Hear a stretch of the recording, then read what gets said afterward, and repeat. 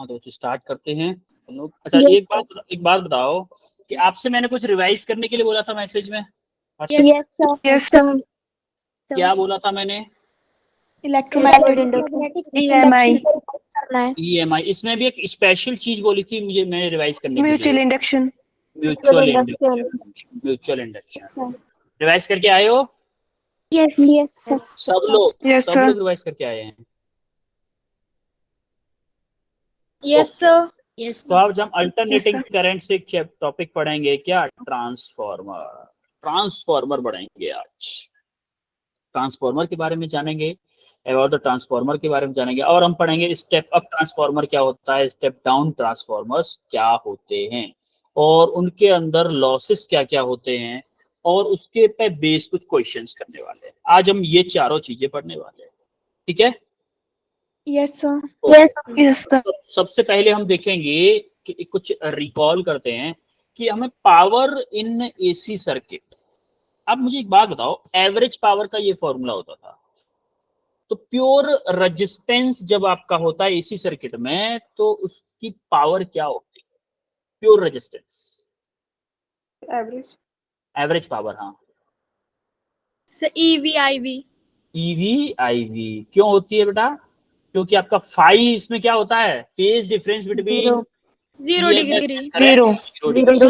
Similarly आपका inductor में क्या होता है, फाई क्या होता है इंडक्टर में? इंडक्टर माइनस के 90 होता है, और आपका एवरेज पावर क्या होता है? 0 होता है। सिमिलरली कैपेसिटर में फाई क्या होता है सर? 90 डिग्री। 90 डिग्री। यानी कि पी एवरेज, इसमें भी पी एवरेज क्या होता है आपका?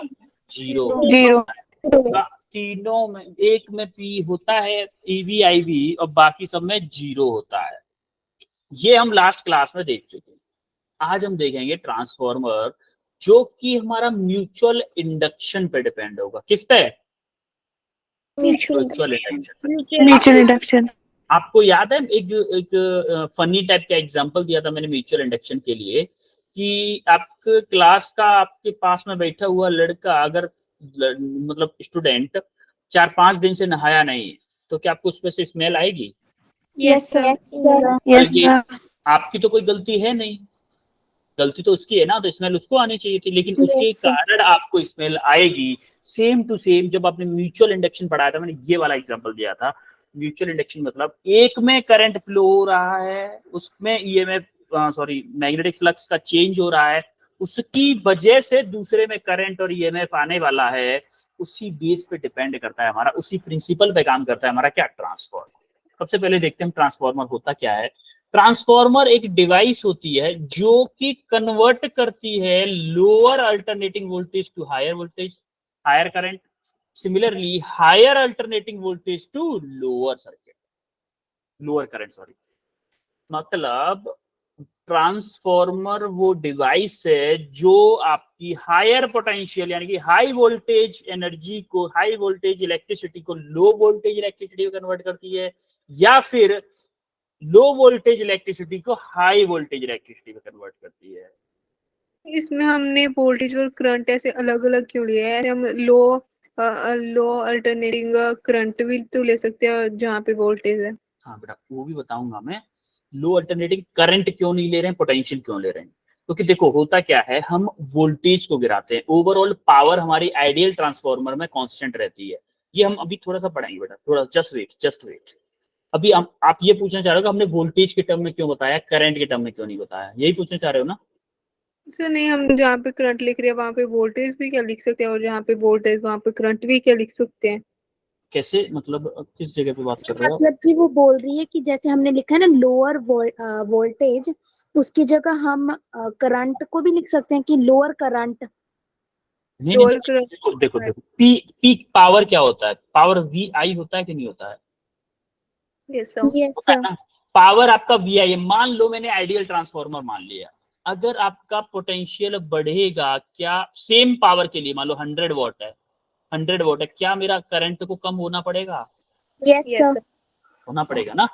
तो सिमिलरली इसीलिए हम बोल रहे हैं कि lower alternating voltage at higher current, voltage कम है करंट ज्यादा है, तभी तो मान लो एग्जांपल लेता हूं मैं, चलो एक एग्जांपल लेता हूं। पावर आपको दे रखा है 10 into 10, यानी कि इसमें 10 आपका वोल्टेज है, 10 करंट है, समझ में आ रहा है, और पावर आपकी कितनी है 100 वोल्ट है, 100 वॉट है। अगर पावर आपको मेनली आउटपुट में भी मान लो आपको 100 वॉट ही पावर चाहिए, आइडियल ट्रांसफार्मर मान रहे हैं हम, बताऊंगा आइडियल ट्रांसफार्मर क्या होता है। तो आपने क्या किया, वोल्टेज को बढ़ाया, वोल्टेज को 10 से कर दिया 15, या फिर वो तो 20 कर दिया, मान लो इसको कितना कर दिया, 20 कर दिया।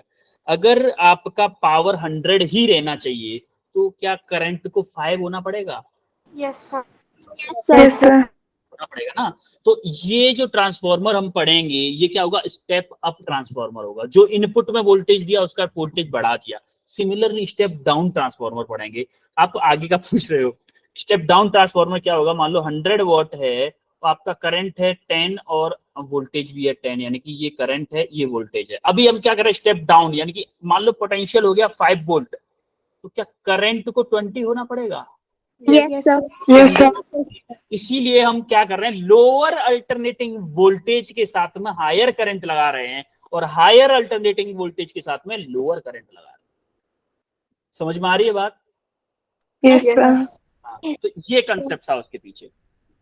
ओके, आपने आगे की बात पूछ ली है, आगे अब मुझे कम एक्सप्लेन करना पड़ेगा, ध्यान रखना। ठीक है, क्लियर हुआ? अब हम देखते हैं इसका कुछ कंस्ट्रक्शन देखते हैं। तो देखो होता क्या है, इसका एक कोर होता है, कोर होता है, जैसे कि आपको ऐसे दिख रहा होगा। इस इनिशियली हम क्या करते थे, इस टाइप का कोर बनाते थे, एक मटेरियल का सिंपल काट लिया, उसका एक कोर बनाते। ये आयरन ओर मटेरियल का बना होता है।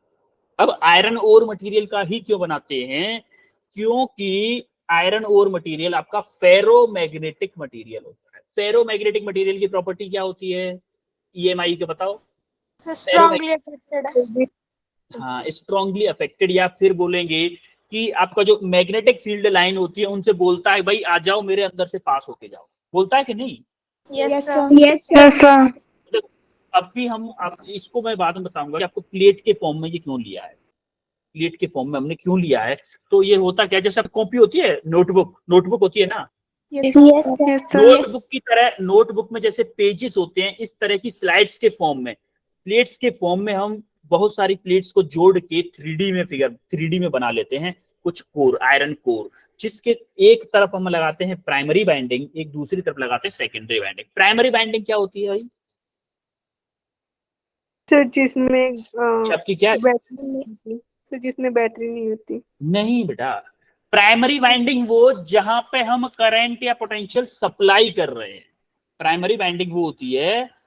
एक चीज याद रखो कि जब आप एसी पढ़ रहे हो ना तो बैटरी तो आएगा ही नहीं, पहली बात। आप अपने घर के ट्रांसफार्मर, घर के पास में, सॉरी घर में नहीं, घर के पास में जो ट्रांसफार्मर होता है ना, उसके बेस पे सोचो कि एक लाइन जो आपके घर, आपके पड़ोस तक आ रही थी, ट्रांसफार्मर तक आ रही थी बाहर से, वो होती है प्राइमरी वाइंडिंग। और जहां से लाइट निकल के आपके घर तक आ रही है उसको हम क्या बोलते हैं, सेकेंडरी वाइंडिंग। या फिर हम बोले हैं, इसको हम बोलते हैं इनपुट, इसको क्या बोलते हैं, आउटपुट। इसको बोलते हैं आउटपुट। देखो इसमें होता क्या है, जैसे ही हमने प्राइमरी वाइंडिंग में करंट सप्लाई किया, जैसे हमने प्राइमरी वाइंडिंग में करंट सप्लाई किया, तो आपको याद है एसी करंट वेरिंग होता है, वेरिंग मतलब वेरी करता है टाइम के साथ साथ, ऐसे ऐसे ऐसे एसी करंट। तो होता क्या है, वेरिंग करंट सप्लाई करेंगे तो क्या इससे वेरिंग मैग्नेटिक फील्ड जनरेट होगा? Yes sir. और वेरिंग मैग्नेटिक फील्ड जनरेट होगा, क्या फ्लक्स में चेंज होगा सेकेंडरी कॉइल के? Yes sir. सेकेंडरी कॉइल के फ्लक्स में चेंज होगा, क्या हमारा इंड्यूस्ड ईएमएफ आएगा? Yes sir. इंड्यूस्ड ईएमएफ आएगा, क्या हमारा इंड्यूस्ड करंट भी आएगा सेकेंडरी कॉइल में? तो क्या आपको समझ में आया कि आपको ट्रांसफार्मर किस प्रिंसिपल पे काम कर रहा है? क्लियर हुआ? देखो अगर आप पढ़ के आए थे ना, अगर आप रिवाइज करके आए, जो बच्चे रिवाइज करके आए होंगे ईएमआई चैप्टर को, उनको समझ में आ गया होगा कि कैसे म्यूचुअल इंडक्शन काम कर रहा था, क्योंकि हम पढ़ के आए हैं, इसलिए मैंने एक बार बताया, सबको क्लियर हो गया?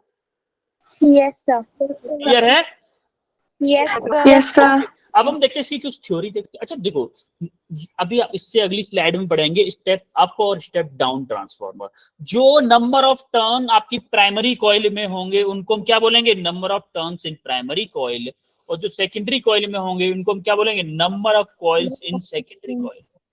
और जो ईएमएफ हम प्राइमरी कॉइल में सप्लाई करेंगे उसको हम बोलेंगे ईएस, और जो हम सेकेंडरी कॉइल ईपी बोलेंगे इसको, और जो सेकेंडरी कॉइल में सप्लाई करेंगे उसको क्या बोलेंगे, ईएस। यस अच्छा एक बात बता मुझे, क्या मेरा flux number of turns per depend करता है? देखो फ्लक्स क्या होता है मेरा, माइनस के एन डी ओवर dt होता है कि dt। अब देखो जब आप प्राइमरी कॉइल में जा रहे हो, प्राइमरी कॉइल में देखो कितने टर्न्स हैं, 1 2 3 टर्न्स है ओनली, है कि नहीं? सेम मैग्नेटिक फील्ड लाइन अगर ज्यादा नंबर ऑफ टर्न्स से घूमेगी, क्या यहाँ पर नंबर ऑफ टर्न्स ज्यादा हैं तो क्या मैग्नेटिक फ्लक्स भी ज्यादा होगा प्राइम सेकेंडरी कॉइल में? इसका मतलब हमें पहले प्राइमरी कॉइल में फ्लक्स क्या होगा, minus K NP D phi over D T. Similarly secondary coil में फ्लक्स क्या होगा, minus K NS D phi over D T. समझ में आ रही बात? अब ईएमएफ का कुछ रिलेशन निकालना चाहते हैं, ईएमएफ का रिलेशन निकालना चाहते हैं कुछ नंबर ऑफ टर्न्स के टर्म में। नंबर ऑफ टर्न्स के टर्म में तो हमने निकाला कि ईएस अपॉन ईपी, ईएस में डिवाइड कर दिया ईपी का, मतलब सेकेंडरी कॉइल के ईएमएफ में डिवाइड किया प्राइमरी कॉइल का ईएफ है ईएमएफ। तो देखो ईएस अपॉन ईएम वो करोगे, ईपी करोगे तो आपका डी फाई ओवर डी दोनों में कॉमन है तो कट जाएगा, कटेगा। तो हमारा एक्सप्रेशन आ जाएगा ES अपॉन EP। हाँ बेटा कोई पूछना चाह रहा है कोई? आप रिपीट कर दो। NS upon NP। क्या रिपीट करना है बताओ सर, जो आपने अभी ये न्यूमेरिकल टाइप में करवाया। Okay okay. देखो हमारा होता क्या है कि जो फ्लक्स क्या होता है, D phi over D T होता था पहले, याद है, minus K D phi over D T flux. अब देखो फ्लक्स आपका D phi over D T होता है, मतलब एन क्या है, नंबर ऑफ टर्न। जब आपका एरिया एक टर्न होगा तो आपका एक टर्न, अगर आपका एन नंबर ऑफ टर्न है, क्या फ्लक्स एन टाइम्स बढ़ जाएगा?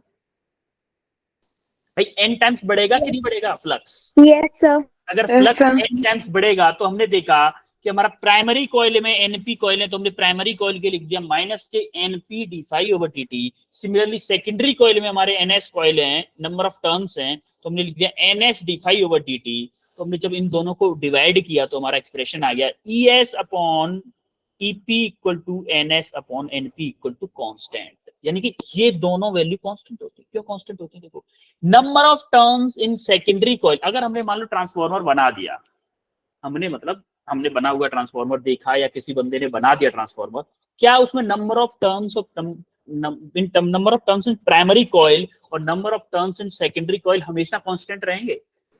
यस भाई सर। ऐसा तो नहीं हो सकता ना कि ट्रांसफार्मर से नंबर ऑफ कॉइल्स कम हो जाए या बढ़ जाए, ऐसा कभी नहीं होगा। एक बार जो ट्रांसफार्मर बन गया तो उसमें जब तक वो कोई मिस्त्री या फिर कोई इलेक्ट्रिशियन या फिर कोई इंजीनियर चेंज नहीं करवाएगा तब तक अपने आप से तो चेंज नहीं हो सकता, है कि नहीं?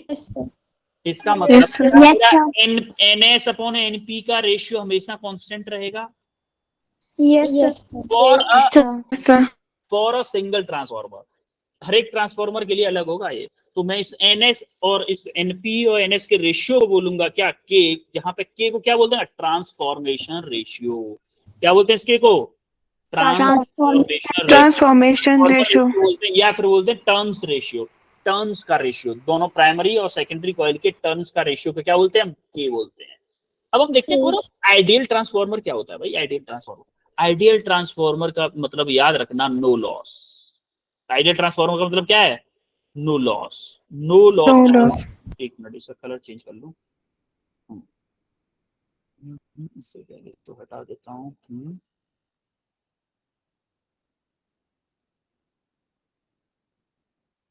आइडियल ट्रांसफार्मर का मतलब है आपका नो लॉस ऑफ एनर्जी।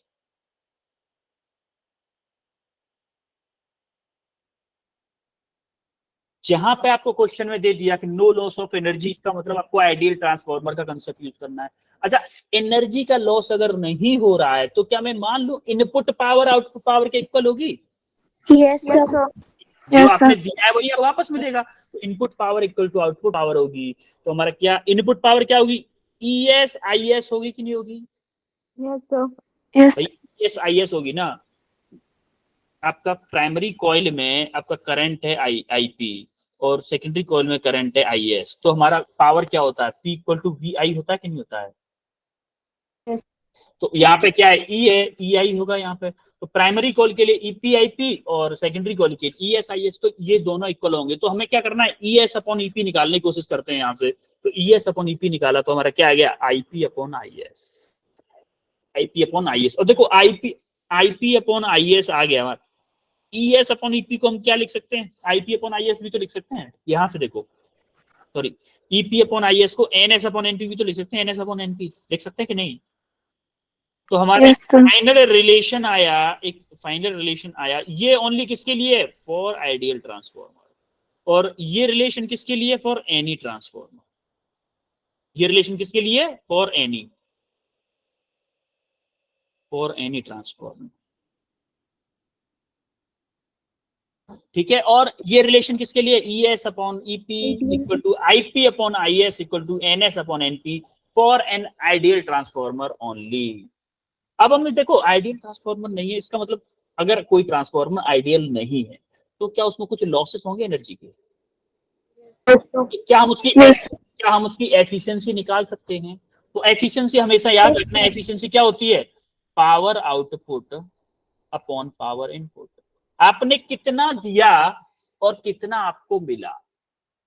जैसे फॉर एग्जांपल मैं आपको दूं कि मान लो आपने बोला कि प्लेटिना गाड़ी जो है ना, प्लेटिना नाम सुना है प्लेटिना का? Yes, bike sir. जो होती है उसमें Yes, मैंने sir. 100 रुपए की पेट्रोल डलवाई। प्लेटिना में मैंने 100 रुपए की पेट्रोल डलवाई और मैंने बोला कि 100 रुपए की पेट्रोल डलवाने के बाद में प्लेटिना मेरी 80 किलोमीटर चल जाती है। तो मेरा 100 रुपए की पेट्रोल डालने के बाद मुझे आउटपुट क्या मिला? 80 किलोमीटर। 80 किलोमीटर. सिमिलरली मैंने लिया बुलेट बाइक ली। मैंने देखा 100 रुपए की पेट्रोल डलवाने के बाद में, पुरानी बुलेट थी बहुत, 30 किलोमीटर चली मेरी। यानी कि 100 रुपए की पेट्रोल डलवाने के बाद मुझे आउटपुट कितना मिला? 30 किलोमीटर। 30. तो मुझे बताओ एफिशिएंसी किसकी ज्यादा है, बुलेट की या प्लेटिना की? सर प्लेटिना की. प्लेटिना। मुझे आउटपुट प्लेटिना में ज्यादा मिला है सेम इनपुट देने के बाद में। सिमिलरली हम क्या करेंगे? हमें जो एफिशिएंसी चाहिए हम क्या बोलेंगे? Power output divided by power input. Power output किधर था? सेकेंडरी कॉइल की तरफ में। तो पावर आउटपुट बोलेंगे ES IS divided by EP IP। समझ में आ रहा है पावर आउटपुट कैसे लिख रहे हैं? Yes, अब देखो जो हमारा इसकी पावर जो होती है वो 100% होती है। देखो कैसे होती है जरा। ES अपॉन EP को क्या बोल सकता हूं मैं? ES अपॉन EP को यहां से देखो, ES अपॉन EP को क्या IP अपॉन IS बोल सकता हूं? Yes, sir. तो मैंने बोला IP अपॉन IS। और देखो यहाँ पे क्या बच रहा है? IS अपॉन IP पहले से है, IS अपॉन IP पहले से है। तो आप देखोगे IS से IS कैंसिल, IP से IP कैंसिल। अगर परसेंटेज में चाहिए 100 का मल्टीप्लाई कर दो तो क्या आपकी 100% आ गई आइडियल ट्रांसफॉर्मर की? Yes, sir. क्योंकि प्योरली हाइपोथेटिकल है, ऐसा प्रैक्टिकली पॉसिबल नहीं है। कभी भी ऐसा पॉसिबल नहीं हो सकता कि एफिशिएंसी 100% हो जाए ट्रांसफार्मर की। लेकिन अगर क्वेश्चन में बोल ही दिया है उसने तो हमें मान के चलना पड़ेगा कि आइडियल ट्रांसफार्मर। क्लियर है? Yes, sir. Yes, sir. बड़े ओके। जरा इस क्वेश्चन को करो, जरा एक छोटू सा इजी सा हलवा टाइप का क्वेश्चन है। इस क्वेश्चन को सॉल्व करो जरा। बहुत इजी क्वेश्चन है बेटा, बहुत ही इजी है भाई, बहुत ही इजी है।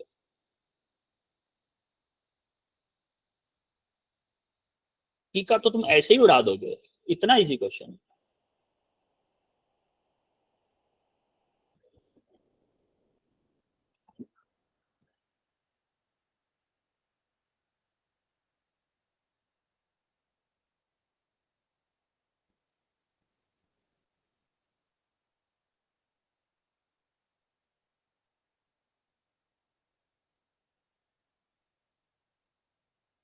नीलम का ऑप्शन बी आया है।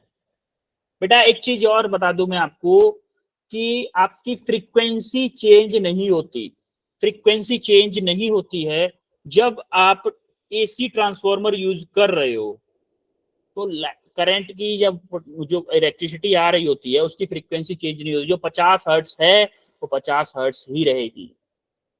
तानिया का ऑप्शन सी आया है, नेहा का ऑप्शन डी आया है।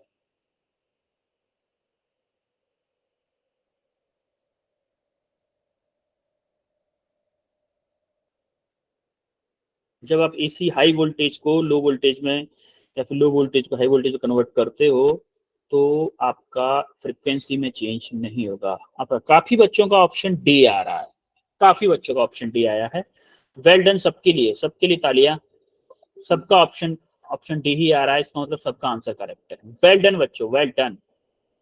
सबसे पहले आंसर दिया था मुझे, पहले एक मिनट नाम देखो देखता हूँ मैं। सबसे पहले आंसर दिया था, सही करेक्ट आंसर सबसे पहले दिया था नेहा ने, Neha Kumari. Well done Neha, well done, बहुत अच्छे। सबसे पहले आंसर दिया था नेहा ने। नहीं, ऐसा नहीं है कि सबसे पहले सही आंसर नहीं दिए हैं, काफी लोगों ने सही दिए, लेकिन सबसे पहले आंसर दिया नेहा ने। सॉल्यूशन देखते हैं। देखो सबसे पहले हम फिजिक्स में क्या लिखते हैं, गिवन डाटा। गिवन डाटा लिख दिया हमने। गिवन डाटे में क्या क्या दे रखा है, the primary winding has transformer, primary winding of transformer has 500 turns, यानी कि मुझे दे रखा है NP, number of turns in primary winding कितना, 500। And whereas secondary winding में कितना दे रखा है, 5000। बोलूंगा क्या मैं एनएस मेरा 5000 होगा ना। सिमिलरली देखा, primary winding connected to a AC supply, यानी कि प्राइमरी वाइंडिंग जो है ना वो कनेक्टेड है एसी सप्लाई से, तो मैं बोलूंगा ईपी की वैल्यू दे रखी है मेरी 20 वोल्ट और फ्रीक्वेंसी दे रखी है मेरी 50 हर्ट्ज। तो हमें पूछा क्या है, सेकेंडरी वाइंडिंग का आउटपुट पूछा है, पोटेंशियल आउटपुट। आउटपुट कितना होगा, टोटल आउटपुट क्या होगा सेकेंडरी वाइंडिंग का, तो मुझे पोटेंशियल निकालना पड़ेगा पहले। पोटेंशियल कैसे निकालूंगा बताओ, फॉर्मूला बताओ जरा। अरे चीटिंग कर लो, चीटिंग कर लो, चीटिंग कर लो। ES upon EP equal to NS upon NP होगा फॉर्मूला। यस मैं बोलूं ES upon EP equal to NS upon NP। तो अब देखो ES क्या है आपका, ES निकालना है। निकालना EP क्या है आपका 20, NS क्या है आपका NS 5000, 5000 NP क्या है आपका 500। तो आप देखोगे जरा ES यहाँ से आ जाएगा, यहाँ से इसको कट कर दो जरा। हाँ, ये कितने टाइम्स, 10 टाइम्स। तो 20 इंटू 10 यानी कि ES आपका आ गया कितना, 200 वोल्ट। देखो 200 वोल्ट ये आ गया। अब फ्रीक्वेंसी जैसा कि मैंने बोला था फ्रीक्वेंसी चेंज नहीं होगी, ये आपकी कितनी रहेगी 50 हर्ट्ज ही रहेगी। तो ऑप्शन क्या आ गया, डी ऑप्शन। काफी लोगों का ऑप्शन डी करेक्ट आ गया, काफी लोगों। ठीक है, जिनका नहीं आया था उनको क्लियर है कैसे हुआ है ये। Yes sir. ओके, जरा इस क्वेश्चन को करके बताओ फिर। एफिशिएंसी निकालनी है इसमें, एफिशिएंसी निकालनी है, करो जरा फास्ट।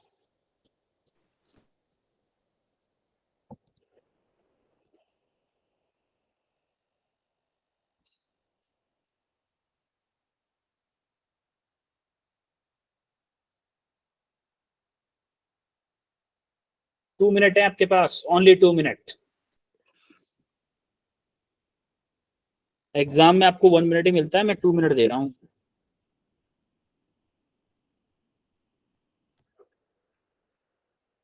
कुछ चीजें आपको इस क्वेश्चन में आपको कंफ्यूज करने के लिए दी हुई हैं, याद रहे, बच के उनसे उससे।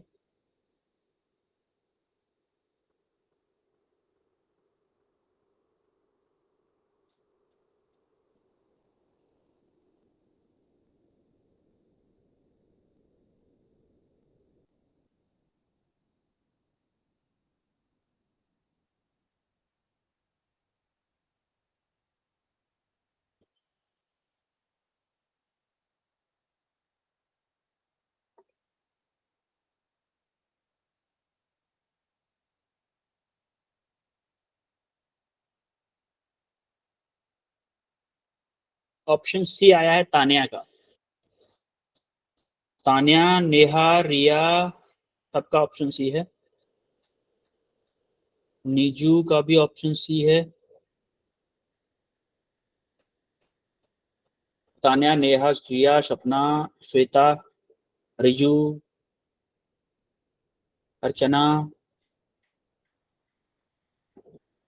ओके, वेल डन बच्चों, वेल डन तान्या, नेहा, रिजू, अर्चना, सबके लिए वेल डन, क्योंकि सबने आंसर विद इन 2 मिनट निकाला है। सबने जो मैंने टाइम दिया था उस टाइम के अंदर ही निकाला है आपने सबने। वेल डन, बहुत अच्छे। प्रीति का भी आ गया ऑप्शन सी, प्रीति का भी ऑप्शन सी आ गया है। Well done Preeti. क्या सॉल्यूशन करते हैं इसका, क्या है? देखो, a transformer is use to a light of 100 what.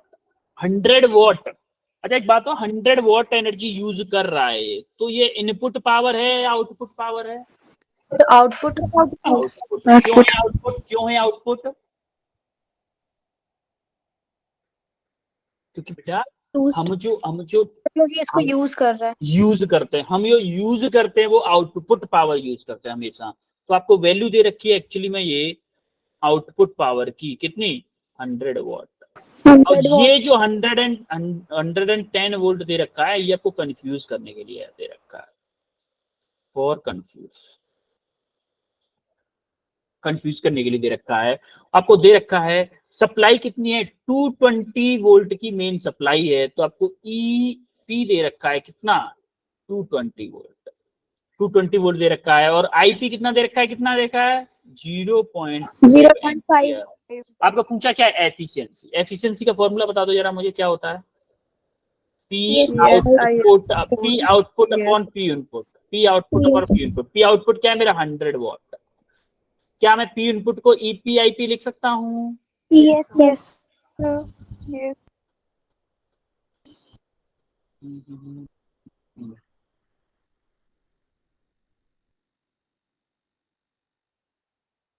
अब आप देखोगे 100 डिवाइडेड बाई ईपी क्या है, ईपी 220, आईपी क्या है 0.5। आप इसको सॉल्व करोगे, जरा सॉल्व करो इसको, इस 0.0 को हटा दो यहाँ से, तो ये ऊपर आ गया।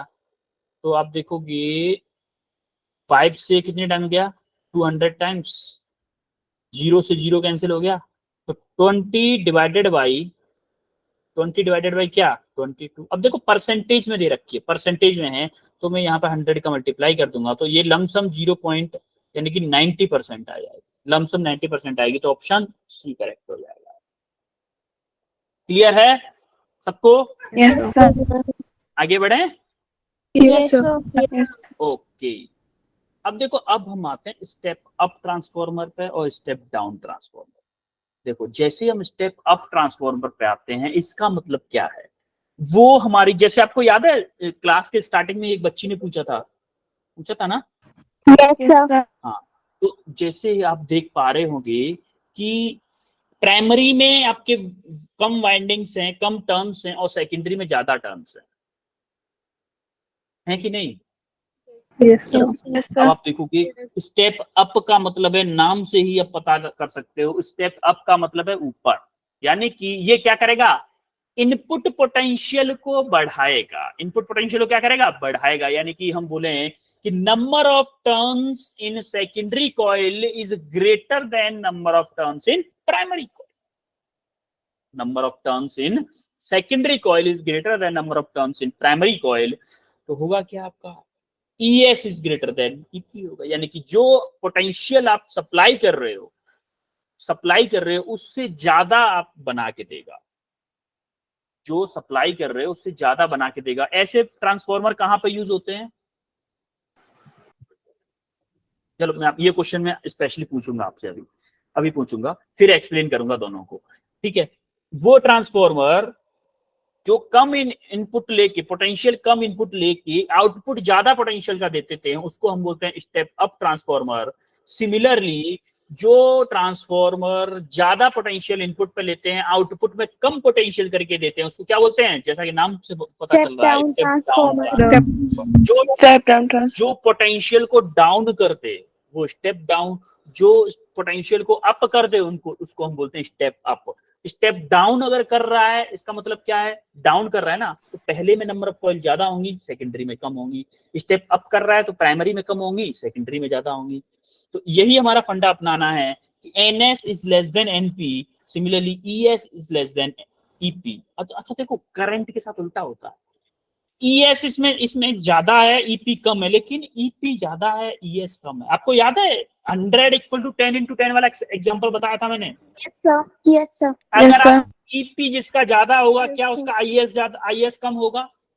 यस सर, सिमिलरली ईएस जिसका ज्यादा होगा उसका आईएस कम होगा। वही फंडा है। अच्छा, अब मुझे एक बात बताओ कि आपके घर के पास में जो ट्रांसफार्मर रखा हुआ है जिससे आपके घर पे इलेक्ट्रिसिटी आती है, वो स्टेप अप ट्रांसफार्मर है या स्टेप डाउन ट्रांसफार्मर है? Sir step down transformer. Step down transformer.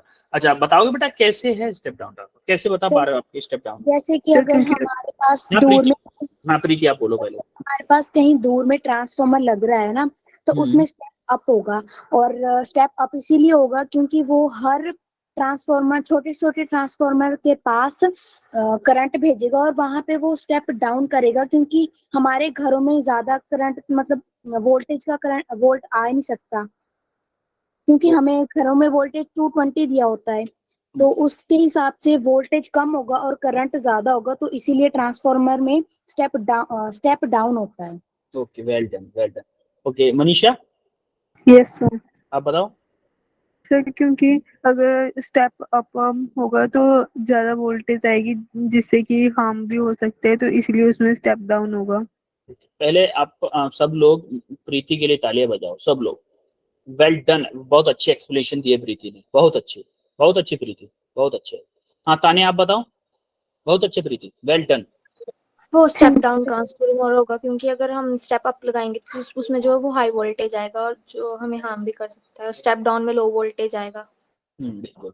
देखो बेटा, होता क्या है कि जो हमारे फीडर होते हैं जहां से इलेक्ट्रिसिटी आती है हमारे घर पर, तो होता ये है कि अगर कोई इलेक्ट्रिसिटी ज्यादा हाई वोल्टेज पे दूरी के लिए, जैसे अगर हमें इलेक्ट्रिसिटी पहुंचानी 5 किलोमीटर दूर, आपके घर से हो सकता है 5 किलोमीटर दूर सब स्टेशन हो जहां से बिजली आपके घर पे आती है, होता है ना? कभी कभी 5 किलोमीटर, कभी 10 किलोमीटर, कभी 15 किलोमीटर। जब लॉन्ग डिस्टेंस के लिए हमें इलेक्ट्रिसिटी को ट्रांसफर करना है ना, तो हाई वोल्टेज पे क्यों करते हैं? क्योंकि हाई वोल्टेज पे एनर्जी लॉसेस कम होते हैं। एनर्जी लॉस कम हो इसीलिए हम जो फीडर होता है, पावर जनरेशन स्टेशन होता है, वहां से हाई वोल्टेज का सप्लाई करते हैं। आपके गली के कॉर्नर पे या फिर आपके घर के पास में छोटा सा ट्रांसफार्मर लटका देते हैं खंभे पे, या फिर 2 खंभों के बीच में रख देते हैं, वहां पे लगा देते हैं स्टेप डाउन ट्रांसफार्मर। क्योंकि हाई पोटेंशियल करंट इलेक्ट्रिसिटी आ रही थी, उसको स्टेप डाउन, यानी कि वो 11,000 वोल्टेज आ रहा था, उसको 220 वोल्टेज में कन्वर्ट करके आपके घर तक सप्लाई करता है। कितना? 220 वोल्टेज सप्लाई करता है। समझ में आ रही है? तो आपके घर के बाहर जो ट्रांसफार्मर होता है, घर के बाहर जो ट्रांसफार्मर होता है वो स्टेप डाउन ट्रांसफार्मर होता है। और जो पावर स्टेशन में आपने देखा होगा, कभी गए हो पावर स्टेशन के बगल में हो के रोड पे निकल गए हो, कभी किसी के साथ भी गए हो, पापा के साथ गए हो, कभी भी किसी भी काम से गए तो आपने देखा होगा बड़े बड़े ट्रांसफार्मर लगे होते हैं, वो एक्चुअली स्टेप अप ट्रांसफार्मर्स होते हैं। वो कौन से होते हैं? स्टेप अप ट्रांसफार्मर्स होते हैं। समझ में आया? Yes sir. ओके देन, अब आगे बढ़ते हैं थोड़ा सा और। तो अब हम देखते हैं एनर्जी लॉसेस इन ट्रांसफार्मर। थोड़ा सा इसको फास्ट करेंगे क्योंकि हमें क्वेश्चन भी करने हैं अभी। हाँ टाइम तो हो गया हमारा ऑलरेडी। तो एनर्जी लॉसेस में सबसे पहले कॉपर लॉस। कॉपर लॉस किस लिए बोल रहे हैं हम? लॉसेस देखो, हमने बोला था ट्रांसफार्मर आइडियल होगा तभी उसकी एफिशिएंसी 100% होगी, लेकिन ऐसा प्रैक्टिकली पॉसिबल कभी होता नहीं है। तो आप देखोगे ये जो वाइंडिंग है ये कॉपर वायर की करते हैं, क्या इस कॉपर वायर का कुछ रेजिस्टेंस होगा? Yes sir. तो इस कॉपर वायर का कुछ रेजिस्टेंस होगा, उस रेजिस्टेंस की वजह से क्या होगा? कुछ एनर्जी में लॉस होगा। तो एनर्जी में लॉस होगा, उसको हम कम कैसे कर सकते हैं? हम एनर्जी में लॉस को कम ऐसे कर सकते हैं कि जो वाइंडिंग करे वो कुछ मोटे वायर की वाइंडिंग करें, क्योंकि आर रेजिस्टेंस का फॉर्मूला क्या होता है? रो एल बाई ए। क्या मैं अगर क्रॉस सेक्शन एरिया वायर का बढ़ाऊं तो मेरा रेजिस्टेंस कम हो जाएगा?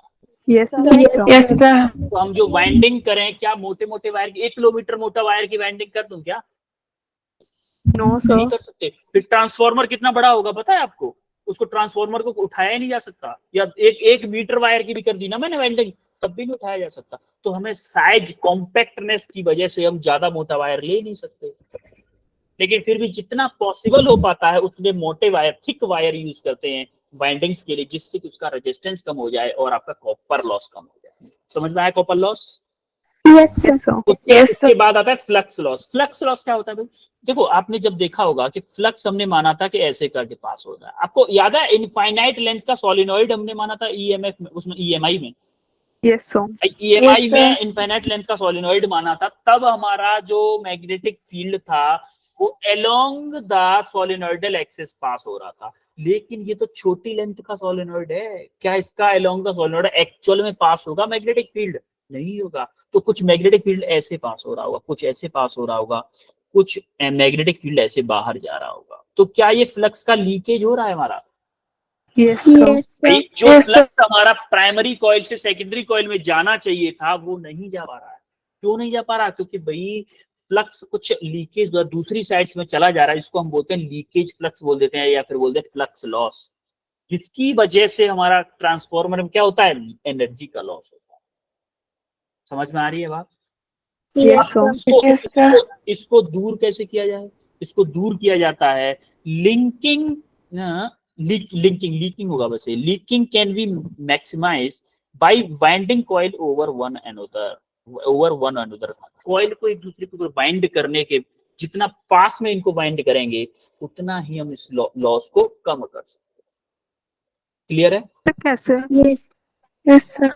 ओके, अब हम आते हैं सर आयरन लॉस। हाँ बेटा, सर कैसे कम होगा अगर हम उसे पास पास रखेंगे तो? देखो जब पास में आप रखोगे, आपको याद है, चलो एक ब्लैंक स्लाइड लेता हूँ। हाँ यहाँ पर मान लो ये कोई मैग्नेटिक फील्ड है, चलो एनएस वो ले लेता हूँ मैं, मैग्नेट ले लेता हूँ, इससे ये मैग्नेटिक फील्ड पास हो रही है पास। Yes sir. मैंने कॉइल बनाया यहाँ पर, मैंने एक कॉइल बनाया यहाँ पर। अब ज्यादा मैग्नेटिक फील्ड पास होंगी, इससे मैग्नेटिक फील्ड लाइन पास होंगी, या फिर इसको यहाँ पे लाके बना दूं, कॉइल को यहाँ पे लाके बना दूं, तब ज्यादा पास होंगी? बताओ। जब पास में होगा। पास में होगा। तो क्या मैं बोल सकता हूँ कि जब जितना पास में करेंगे कॉइल्स को, उतनी ही कम मैग्नेटिक फील्ड का लॉस होगा? यस सर, मुझे लगा आपने ऐसा बोला कि जो टर्न्स है उन्हें पास में करना है तो उनको पास में। अब हम देखते हैं आयरन लॉस। आयरन लॉस क्या होता है? आयरन लॉस क्या होता है? आयरन लॉस के अंदर एडी करंट लॉस होता है। देखो एडी करंट लॉस क्या होता है, देखो क्या आपको पता है कि जो करंट होता है, हमारा करंट इस फॉर्म में होता है कि नहीं होता है? Yes sir. Yes sir. हमारा होता क्या है? देखो एक तो एडी करंट लॉस होता है, इसके बाद एक और लॉस होगा, हाइड्रेसिस लॉस। हाँ, हाइड्रेसिस लॉस। पहले एडी करंट लॉस देखते हैं। एडी करंट लॉस क्या होता है? जो हमारा आयरन ओर है, आयरन ओर की मटेरियल के ओर बना हुआ है ना, जो जो वो बना हुआ है रेक्टेंगल सा, ये बना हुआ था आयरन ओर भाई। जो डायमैग्नेटिक मटेरियल है, इसके अंदर अगर मैग्नेटिक फ्लक्स में चेंज होगा तो क्या इसके अंदर भी मैग्नेटिक फील्ड बनेगा, इंड्यूस्ड फील्ड? आपको याद है डायपोल कैसे होते थे? इलेक्ट्रिक डायपोल्स, जैसे ऐसे ऐसे ऐसे करके इलेक्ट्रिक डायपोल होते थे कि नहीं होते थे? तो जैसे ही इसमें मैग्नेटिक फील्ड अप्लाई करते थे, क्या ये अंदर खुद एक अंदर से एक मैग्नेटिक फील्ड बना लेता था? Yes sir. Due to dipole alignment, याद है? Yes sir. डायपोल के अलाइनमेंट की वजह से एक अंदर की तरफ एक इंड्यूस्ड मैग्नेटिक फील्ड बनता था डायपोल के अलाइनमेंट की वजह से, जिसकी वजह से अगर डायपोल के अलाइनमेंट की वजह से मैग्नेटिक फील्ड बनेगा, क्या वो मैग्नेटिक फील्ड एक करंट बनाएगा? Yes sir. तो उसी मैग्नेटिक फील्ड की करंट की वजह से भी कुछ लॉस होता है, जिसको हम बोलते हैं एडी करंट लॉस। समझ में आया? Yes sir. तो उससे लॉस क्यों होता है फिर? लॉस इसलिए होता है बेटा, देखो जब यहाँ पे करंट है तो इसमें इसके अंदर कैसे करंट बनती है? ऐसे करके करंट बनती है, कुछ ऐसे कर करंट बनती है, ऐसे कर करंट बनती है, ऐसे कर करंट बनती है, देखो ऐसे कर करंट बनती है। हमारा होता क्या है, हमें क्या करना है? जो आपको याद है इंड्यूस्ड करंट हमेशा अपोज करती थी कंडीशन का। Yes sir. तो ये जो इंड्यूस्ड करंट है या फिर इंड्यूस्ड ईएमएफ है, जो हमारा मैग्नेटिक फ्लक्स जा रहा होगा उसका अपोज करेगी तो ये कम करेगी ना उसको। Yes sir. तो ये एक्चुअली में करंट, तो इसीलिए हम क्या करते हैं, जो आयरन ओर का जो अंदर वाला स्ट्रक्चर बनाते हैं वो प्लेट्स के फॉर्म में बनाते हैं। प्लेट्स के फॉर्म में बनाएंगे तो क्या होगा? प्लेट्स के फॉर्म में बनाएंगे तो करंट आपका ओनली 3D में बनेगा, 3D में ना बन के एक प्लेन में बनेगा। और प्लेट के बीच में क्या भर देते हैं? इंसुलेटिंग मटेरियल भर देते हैं। इंसुलेटिंग मटेरियल भर देते हैं, जिसको हम क्या बोलते हैं, लेमिनेटेड, लेमिनेशन, जिसको हम बोलते हैं लेमिनेशन, कि हमने उसको क्या कर दिया, लेमिनेट कर दिया है, कि एक प्लेट का जो एडी करंट है वो दूसरी प्लेट में ट्रांसफर ना हो पाए। ट्रांसफर नहीं होगा तो वो करंट ज्यादा बड़ा रूप नहीं ले पाएगा और आपके मैग्नेटिक फ्लक्स को कम अपोज करता है। समझ में आया बात, आई बात? Yes, Yes, sir. sir. Similarly हमारा होता है हाइड्रेसिस लॉस। हाइड्रेसिस लॉस क्या होता है? हाइड्रेसिस लॉस हम देखेंगे कि जो आपका करंट ऐसे ऐसे दौड़ता है, ऐसे ऐसे दौड़ता है, तो आप देखोगे कि आपका मटेरियल मैग्नेटाइज और डीमैग्नेटाइज होता है, बार बार मैग्नेटाइज होता है, बार बार डीमैग्नेटाइज होता है। मान लो अभी आपका क्या था, ये मैग्नेटिक मटेरियल था, पहले जब आपका करंट ऐसे जा रहा था, ऊपर था, मैक्सिमम प्लस में मैक्सिमम था, तो इसके कारण मान लो मैग्नेटिक फील्ड इस डायरेक्शन में बना, तो मैग्नेटिक डायपोल ने बोला भाई इस डायरेक्शन में है तो खुद को इस डायरेक्शन में अलाइन कर दो। मटेरियल के अंदर ओर के बात हो रही है, आयरन ओर की बात हो रही है, सारी सारी की सारी बातें आयरन ओर के बारे में हो रही है। और ये सारी बातें कितने टाइम के लिए हो रही हैं? 1 सेकंड में 100 बार करंट जीरो होता है, 1 सेकंड में 100 बार जीरो होता है, 1 सेकंड के 100वें पार्ट की बात हो रही है। ये जो मैं बात कर रहा हूं ना, 1 सेकंड के 1/100 सेकंड की बात हो रही है। कितने टाइम की बात हो रही है? 1/100 सेकंड। 1/100 टाइम। जब आपका मैक्सिमम पे था करंट, तो मान लो इस डायरेक्शन में डायपोल थे, अब जैसे जीरो पे आया फिर नेगेटिव में आया, नेगेटिव में आया तो करंट की डायरेक्शन अपोजिट, तो मैग्नेटिक फील्ड की डायरेक्शन अपोजिट, मैग्नेटिक फील्ड की डायरेक्शन अब क्या हो गई, ऐसे हो गई। तो ये डायपोल क्या करेंगे, भाई इधर आ गया मैग्नेटिक फील्ड, तो अपनी डायरेक्शन इस डायरेक्शन में कोशिश करेंगे टर्न करने की, करेंगे कि नहीं? Yes, sir. तो जैसे Yes, sir. जैसे, और ये 1 सेकंड में कितनी बार होता है, 100 बार होता है, 1 सेकंड में 100 बार होता है। तो ये पगला जाते हैं, इस पागलपन की वजह से भी कुछ एनर्जी में लॉस होता है। सर इस लॉस, हाँ सर जो कोर के अंदर जो करंट बनेगा वो तो उससे अपोजिट होना चाहिए ना करंट के, क्योंकि वो उसे अपोज कर रहा है। हाँ, तो इसीलिए तो एडी करंट लॉस हो रहा था बेटा, मैंने आपको बताया तो था कि वो उसका अपोजिट होता है, इसीलिए तो एडी करंट लॉस हो रहा था। हाइड्रेसिस में करंट नहीं बनता, हाइड्रेसिस बता रहा है कि जो डायपोल के अलाइनमेंट होते हैं ना, हर बार कभी इस डायरेक्शन में, कभी इस डायरेक्शन में, कभी इस डायरेक्शन में, कभी इस डायरेक्शन में, इस उलट फेर की वजह से कुछ एनर्जी में लॉस होता है, ओके सर। जिसको हम बोलते हैं हाइड्रेसिस लॉस। समझ में आई बात? Yes sir. लॉसेस क्लियर है सब? Yes, sir. Okay. Yes, sir. अब ये क्वेश्चन को करो जरा, इस क्वेश्चन को करो। टाइम थोड़ा सा 10 मिनट है, 10-12 मिनट है अभी हमारे पास, जल्दी से 2-3 क्वेश्चन करने हैं अभी हमें, करो। 2 क्वेश्चन है, हो जाएंगे आराम से। A step down transformer connected to an AC supply of 220 volt is made to operate at 11 volt. 44 watt lamp ignoring the power losses. याद रहे, ignoring the power losses मतलब आइडियल ट्रांसफार्मर का फॉर्मूला यूज करना है, क्योंकि इसने power loss को ignore कर दिया।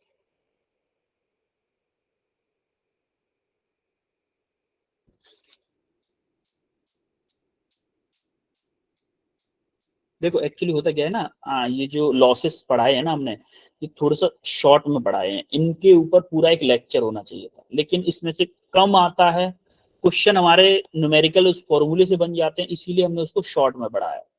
समझो, जब आप बोर्ड के लिए पढ़ोगे ना तो हाइड्रेसिस लूप बनता है पूरा, एक इस सांप टाइप का एक लूप बनता है, वो हाइड्रेसिस लॉसेस होते हैं, उससे शो करते हैं हम हाइड्रेसिस लॉस, पूरा उसमें समझ में आता है कि कैसे कैसे हाइड्रेसिस लॉस होता है आयरन ओर के लिए।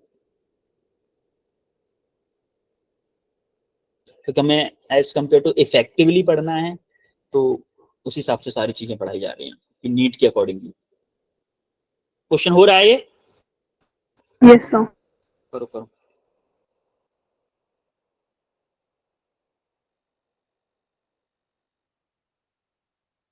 तानिया का ऑप्शन ए आया है भाई।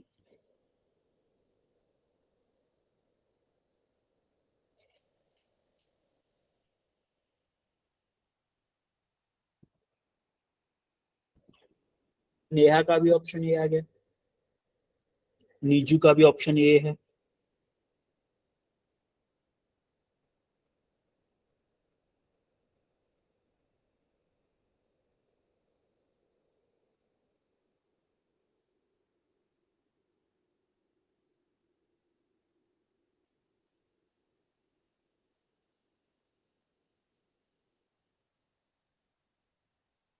सो ऑप्शन बी। ऑप्शन बी आ रहा है। ओके मनीषा। पायल का ऑप्शन ए है, श्वेता का ऑप्शन ए है। सबसे पहले ऑप्शन ए आया था तान्या का, तो तालियां बजाओ फॉर तान्या के लिए। Well done Tanya, well done Tanya. Neha दोनों ने एक ही टाइम पे किया है लमसम, कुछ सेकंड्स का ही फर्क था। वेल डन तान्या और नेहा, बहुत अच्छे। और इस क्वेश्चन को करते हैं। देखो इसने बोला है a step down transformer connected to an AC supply of 220 volt. अगर 220 वोल्ट एसी सप्लाई है, ये क्या दे रखा है मुझे, क्या दे रखा है, क्या दे रखा है? इनपुट। इनपुट पावर, यानी कि ईपी दे रखा है मुझे। ईपी दे रखा है कितना, 220 वोल्ट। और क्या दे रखा है, operate at 11 volt 44 what lamp. अच्छा, लैंप हम जलाएंगे क्या इनपुट वोल्ट से चलाते हैं, आउटपुट से चलाते हैं? So output. आउटपुट से, यानी कि मुझे आउटपुट पावर दे रखी है कितनी, 44 वॉट। 40 वॉट। पूछा क्या है मुझे, पूछा क्या है, what is the current in primary circuit, यानी कि आईपी पूछा है मुझे। आईपी पूछा है ना? Yes sir. Yes sir. हमारा for an ideal transformer, for an ideal transformer क्या होता है, क्या मेरा input power equal to output power क्या होता है? Yes sir. Yes sir. Input power क्या है आपकी, ईपी आईपी है।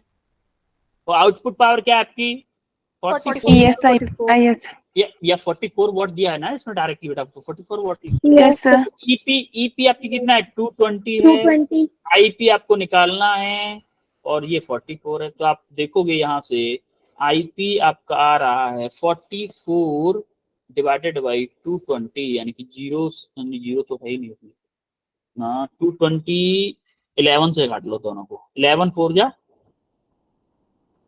44। 44, 11 110 टाइम्स, या फिर बोलूं मैं कि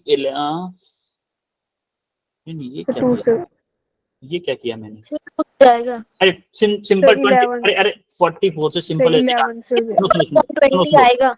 22 से 44 को क्या 2 टाइम्स काट दूं direct? Yes sir. Yes sir. 22 से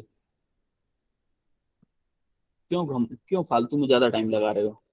22 से 44 को 2 टाइम्स काट दो और नीचे रखो इंटू 10, तो आप देखोगे 2 डिवाइडेड बाई 10 यानी कि 0.2 एम्पियर आएगा कि नहीं? Yes sir. Yes sir. Yes तो सर। आपका ऑप्शन क्या होगा, option A is correct. Clear है? जिनका एक किसी बच्चे गलत भी आया था ना, शायद एक दो बच्चों का गलत भी आया था, जिनका गलत आया उनको क्लियर है कैसे हुआ है? Yes sir. ओके। तो एक और क्वेश्चन है, लास्ट क्वेश्चन है जो कि आज की क्लास का, इसको और करो जरा।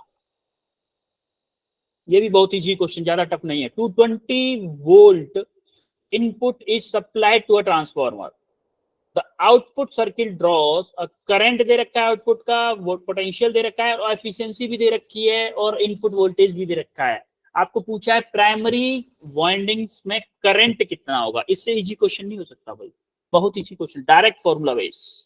और ट्रांसफॉर्मर के क्वेश्चन डायरेक्ट फॉर्मूला बेस ही आएंगे नीट में। एआईपीएमटी का क्वेश्चन है 2010 का।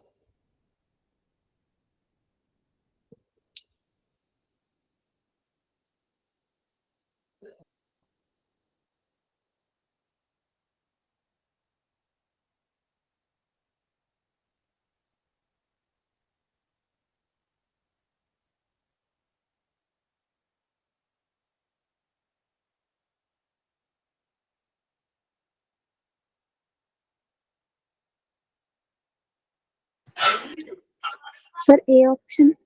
ये ऑप्शन आया, प्रीति का ऑप्शन ए है, नेहा का डी, नीता का डी, ऑप्शन डी। तान्या का भी डी है, सो ऑप्शन डी। नीजू का भी डी आ गया भाई, श्वेता का भी डी आ गया आंसर।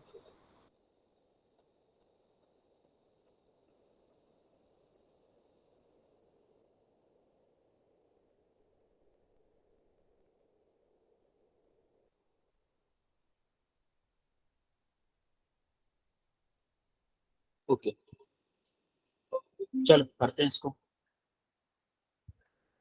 सबसे पहले गिवन डाटा,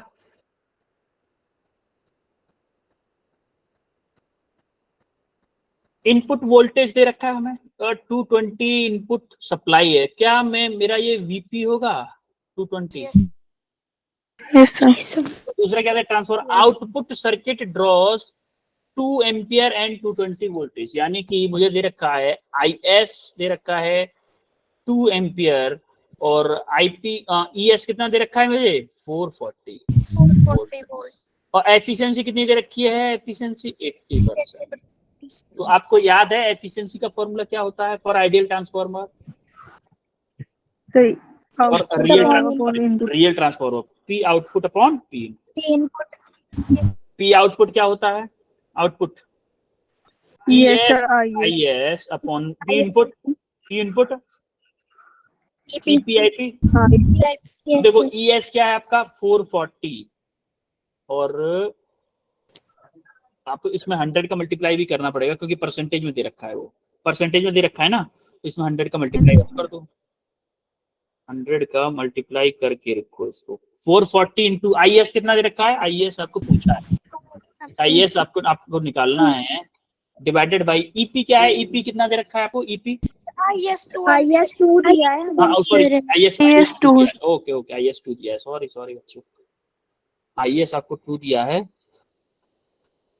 तो ये आपका EP था, मैंने VP लिख दिया था, IS2 दिया है और EP कितना है, EP आपका है 220 है और IP निकालना है हमें, है ना, into 100 इक्वल टू 80, ऐसा ही है।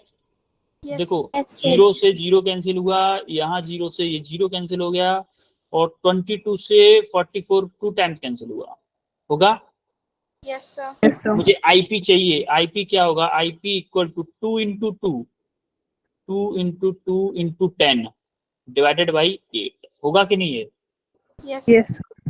तो आप देखोगे कि 4 2 2 4 4 4 ये कितने टाइम्स के जाएगा, 4 से 4 2 जा 8 और 2 से ये 10 कटेगा कितनी बार, 5 टाइम्स, यानी कि IP कितना आ गया मेरा 5 एम्पियर, जो कि ऑप्शन डी करेक्ट होगा।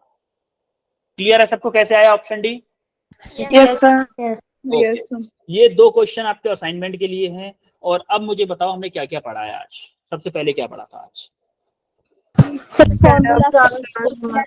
सबसे पहले हमने पढ़ा ट्रांसफार्मर, उसके बाद में क्या पढ़ा था, stand up transformer, step down क्या step up and step down transformer.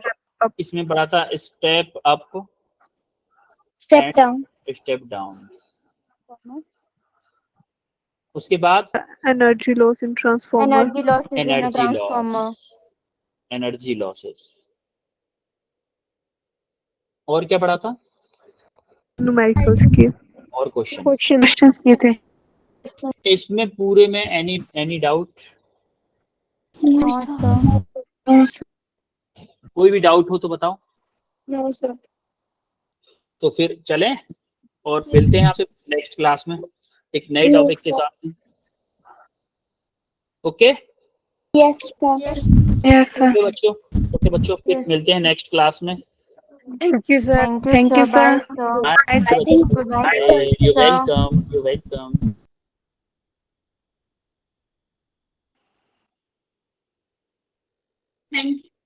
Thank you, sir. You're welcome. Thank you, sir. Bye. You're welcome.